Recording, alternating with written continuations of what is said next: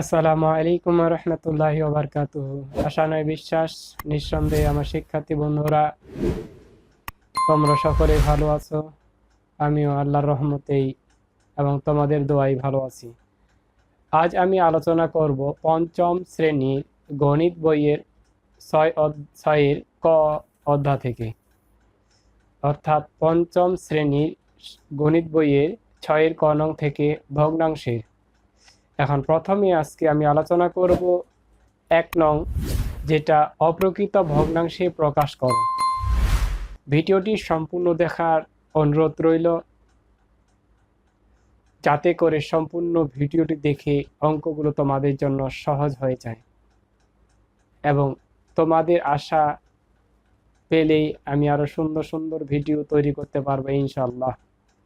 এবং ভিডিওটি কেমন লাগতেছে, অঙ্কগুলো কেমন বুঝতেছ, এটি কমেন্ট বক্সে জানিয়ে দিবে।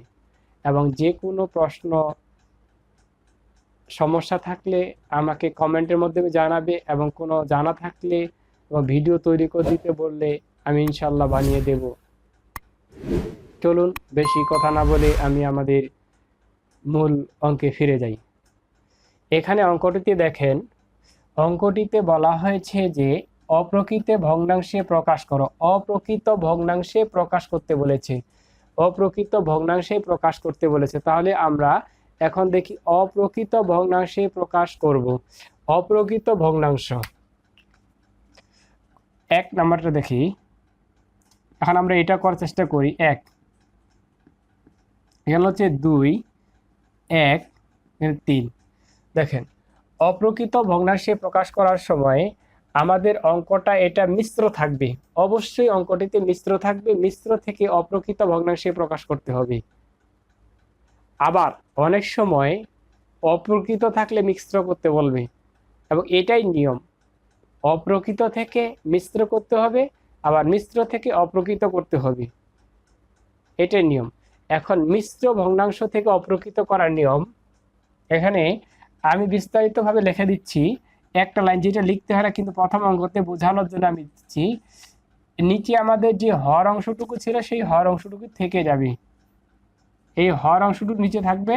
উপরে হবে যে সামনের পূর্ণ সংখ্যা,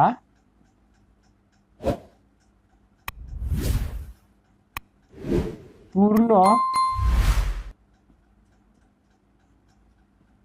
সংখ্যা গুণন আমাদের যে হর আছে, এই হর, এর সাথে আমাদের যোগ করতে হবে লব। এটা যোগ করলেই আমাদের অঙ্কটি চলে আসবে। অর্থাৎ আমাদের পূর্ণ সংখ্যা, অর্থাৎ হরের সাথে পূর্ণ সংখ্যা আমরা করব গুণ, এবং লবকে যোগ করলেই আমাদের অপ্রকৃত ভগ্নাংশ চলে আসবে।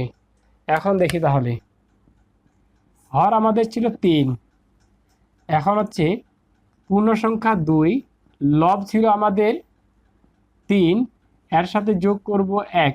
এখন এখানে বলতে পারেন যে আমি তো পূর্ণ সংখ্যার সামনে লিখছি, হরটা পরে লিখছি, একই কথা, সমস্যা হবে না।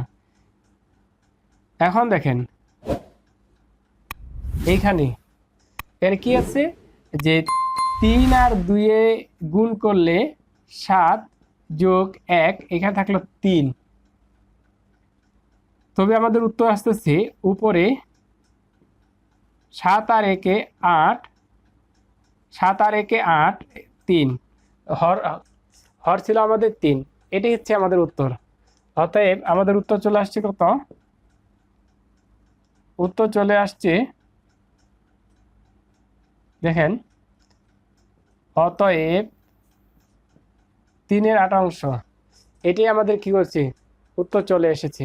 অনুরূপভাবে পরবর্তীতে অঙ্কটি আমরা করব।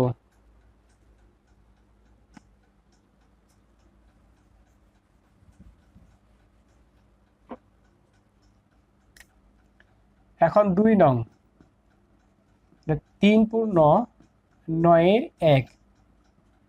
এখন দেখেন, তাহলে আমরা কি করব, আগে এই পূর্ণ সংখ্যা গুণন হর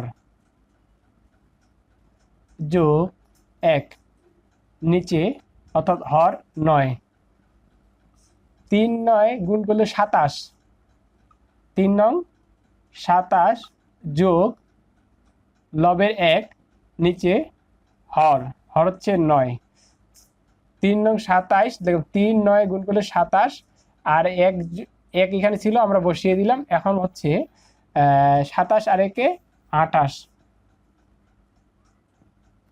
এটাই আমাদের উত্তর।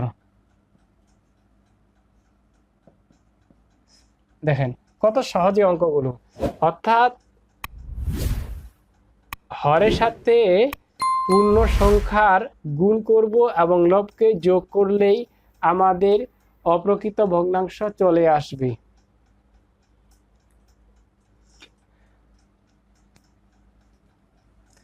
তিন নংটা এখন একটু আমরা দেখে নিই। 3 নম্বর কি বলছে, 5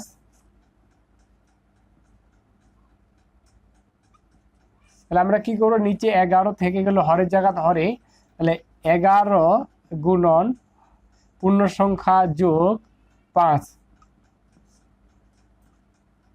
5 11 55 যোগ 5, তাহলে 55 আর 1 55 আর 5 60, হর ছিল 11, আমাদের উত্তর চলে আসলো। এখন এই সঙ্গে 4 নম্বরটা করে দিই আমি। দেখো 6 পূর্ণ 10 এর 3, তাহলে আমাদের আসতেছে কত, এর নিচে অর্থাৎ হর 10, 6 গুণন 10 যোগ 3, 10, 6 10 60 যোগ 3, 3 63 আর এখানে 10, আমাদের উত্তর চলে এসেছে।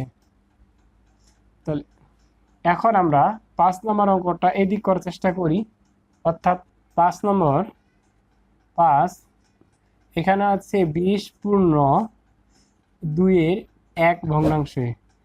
তাহলে আমরা কি করব, এই 20 অর্থাৎ 20 গুণন হরে 2 যোগ লবের 1 আর হরে আমাদের ছিল 2, অর্থাৎ উপরে 20 দুগুণা 40 যোগ 1 নিচে 2, তাহলে হচ্ছে 40 আর 1 41 নিচে 2, এটা হচ্ছে উত্তর। আশা করি ভিডিওটি দেখে কিছুটা হলে বুঝতে পেরেছ। এরপরে আমরা 2 নম্বর অঙ্কটা করব, যেটাতে আমাদের মিশ্র বা পূর্ণ এবং কি বলা হচ্ছে পূর্ণ সংখ্যায় প্রকাশ করতে বলেছে। এরপরে আমরা এই ভিডিওটি দেখব। ভিডিওটি লিঙ্ক ডিসক্রিপশনে দেওয়া হলো এবং বেশি বেশি শেয়ার করবেন, ভিডিওগুলো দেখবেন। সুস্থ থাকবেন। আজ এ পর্যন্তই। আসসালামু আলাইকুম ওয়া রাহমাতুল্লাহি ওয়া বারাকাতুহু।